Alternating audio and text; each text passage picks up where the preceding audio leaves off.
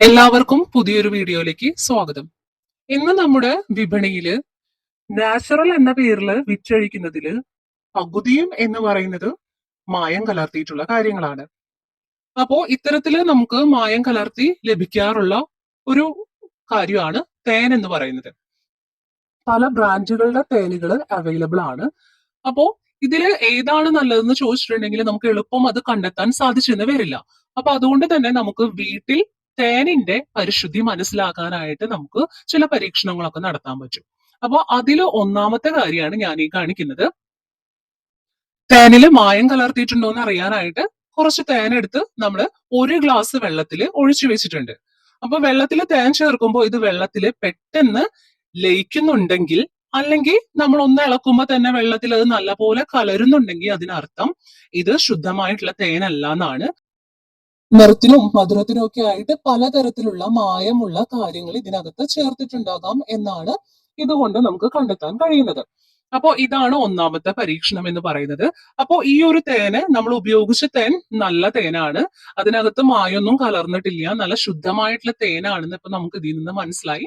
കാരണം ഇത് ശുദ്ധമായിട്ടുള്ള തേനാണെന്നുണ്ടെങ്കിൽ ഇത് ഗ്ലാസിന്റെ ഏറ്റവും അടിയിലായിട്ട് കട്ട പിടിച്ച് കിടക്കുകയാണ് ചെയ്യുക. അത് മാത്രമല്ല അത് പെട്ടെന്ന് തന്നെ വെള്ളത്തിൽ ലയിക്കുകയില്ല. അപ്പൊ അതുകൊണ്ട് അത് ശുദ്ധമായിട്ടുള്ള തേനായിരുന്നു. ഇനി നമ്മുടെ രണ്ടാമത്തെ പരീക്ഷണമാണ് നമ്മളിവിടെ ചെയ്യുന്നത്. വിനാഗിരി വെച്ചാണ് നമ്മൾ ഇത് ചെയ്യാൻ പോകുന്നത്. അപ്പോ ശുദ്ധമായിട്ടുള്ള തേൻ എന്ന് പറയുന്നത് കുറച്ച് അസിഡിക് ആയിട്ടുള്ളതാണ്, അതുപോലെ തന്നെ pH ലെവലും കുറവാണ്. അപ്പോ വിനാഗിരിയുടെയും തേനിന്റെയും സ്വഭാവം എന്ന് പറയുന്നത് ഏകദേശം ഒരുപോലെ തന്നെയാണ്.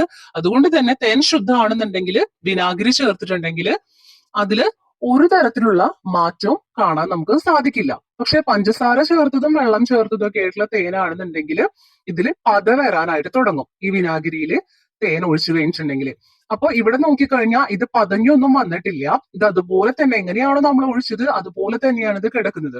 അപ്പൊ അതുകൊണ്ട് തന്നെ ഇത് ശുദ്ധമായിട്ടുള്ള തേനാണെന്ന് നമുക്ക് മനസ്സിലാക്കാം. ശുദ്ധമായതല്ലാന്നുണ്ടെങ്കിലാണ് ഈ വിനാഗിരിയിൽ തേൻ ചേർക്കുമ്പോൾ അത് നന്നായിട്ട് പതഞ്ഞ് പൊങ്ങി വരാം. ഇനി നമ്മുടെ അടുത്ത ഒരു പരീക്ഷണം എന്ന് പറയുന്നത്, ഞാൻ ഇവിടെ ഒരു ടിഷ്യൂ പേപ്പർ ആണ് എടുത്തിട്ടുള്ളത്, അല്ലെങ്കിൽ സാധാരണ ഒരു പേപ്പർ കഷ്ണമായാലും നിങ്ങൾക്ക് ഇതിനു വേണ്ടിയിട്ട് എടുക്കാം. നമുക്കറിയാം തേൻ എന്ന് പറയുന്നത് നല്ല കട്ടിയുള്ള ഒരു ദ്രാവകമാണ്. അപ്പൊ ഞാൻ ഇത് ഇതിനകത്തേക്ക് ഒന്ന് ഒഴിച്ചു വെച്ചിട്ടുണ്ട്. അപ്പൊ ഇത് ആ ടിഷ്യൂ പേപ്പറിൽ നിന്ന് അങ്ങനെ പെട്ടെന്ന് തന്നെ അത് ഒലിച്ചു പോരുന്നൊന്നുമില്ല, അത് അവിടെ തന്നെ കുറച്ച് നല്ല കട്ടിയോട് കൂടി തന്നെ അവിടെ ഇരിക്കുകയാണ്. അത് ആ കട്ടിയിൽ തന്നെ അവിടെ കിടക്കുന്നുണ്ട്. പക്ഷെ പേപ്പറിൽ അധികമായിട്ടൊന്നും അത് ഒലിച്ചു പോയിട്ടുമില്ല, അത് പേപ്പർ നനഞ്ഞിട്ടൊന്നുമില്ല. അപ്പൊ ഞാൻ അത് തിരിച്ചും മറിച്ചൊക്കെ ഒന്ന് ഇട്ട് കൊടുക്കുകയാണ് കേട്ടോ. അപ്പൊ ചെറുതായിട്ട് ഇതിങ്ങനെ ഒലിച്ചു പോയിക്കൊണ്ടിരിക്കുന്നുണ്ട്. അപ്പോ ഈ തേൻ ശുദ്ധമാണെന്നുണ്ടെങ്കിൽ ഇത് നന്നായിട്ട് കട്ടിയിൽ അവിടെ തന്നെ കിടക്കുകയാണ് ചെയ്യുക, അത് പെട്ടെന്ന് ആ പേപ്പറിൽ ഒന്നും ലയിച്ചു ചേരില്ല. എന്നാൽ മായം കലർത്തിയ തേനാണെന്നുണ്ടെങ്കിൽ വളരെ പെട്ടെന്ന് തന്നെ ആ പേപ്പറിനകത്ത് ലയിച്ചു ചേരുന്നതായിട്ട് നമുക്ക് കാണാൻ സാധിക്കും. ഇത്തരം തേനില് വെള്ളത്തിന്റെ അംശം അമിതമായിട്ട് കാണപ്പെടാം, അതുകൊണ്ടായിരിക്കാം അങ്ങനെ സംഭവിക്കുന്നത്.